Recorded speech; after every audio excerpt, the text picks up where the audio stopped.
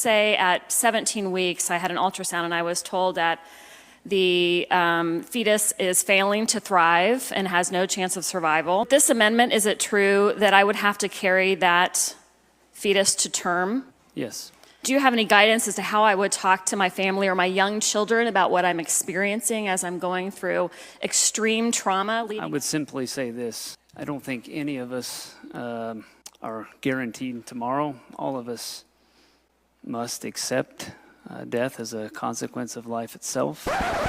What you just said is one of the most insanely idiotic things I have ever heard. Now, this debate took place in Indiana, in which Democratic and Republican representatives faced off over abortion laws. And first up, in a plethora of atrocious responses, we have Republican Representative Davison, who supports forced birth of non-viable fetuses, and he was asked by his Democratic counterpart simply, how would a mother explain such trauma of forced stillbirth to her children and her family? Do you have any guidance as to how I would talk to my family or my young children about what I'm experiencing as I'm going through extreme trauma leading up to a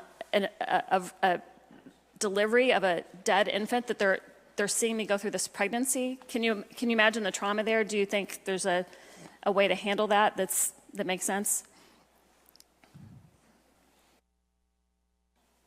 Well, I would simply say this. I don't think any of us are guaranteed tomorrow. All of us must accept death as a consequence of life itself, and that I would hope that you would turn to your faith and your loved ones to help guide you through that and put faith and trust in our Creator, the Almighty God.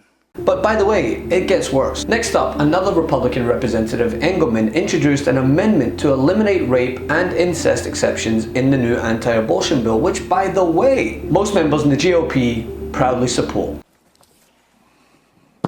Representative Engelman, does this apply to a fifth grader who has been a victim of incest? It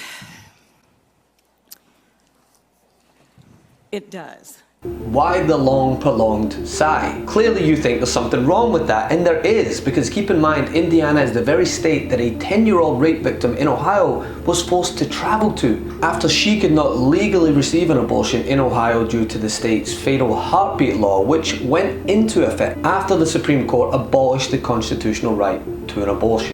But I think it's harmful to put a minor in the position of being the new Jane Roe. The weight of whether or not we allow lives to be ended should not rest on the traumatized shoulders of a young rape survivor. But there was some light to be shed. It came from Democratic Representative Bartlett, and as he put it, we're forcing young girls to be mothers, but not forcing the men to be fathers. This bill makes it illegal to prescribe, distribute, supply erectile dysfunction drugs or sexual impotency drugs. If, in fact,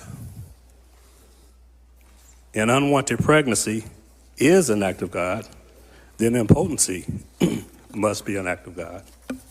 I think that there should be some onus put on the men for these pregnancies. And I urge you to vote for this amendment. I will measure my comments just because I don't want to get in trouble. So at this time, we'll just leave it at that. Please oppose this amendment. Further discussion on the amendment. Some may think this is a joke,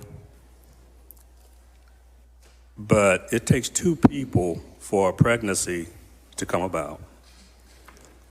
And to put all the onus onto a woman, I just think it's unfair.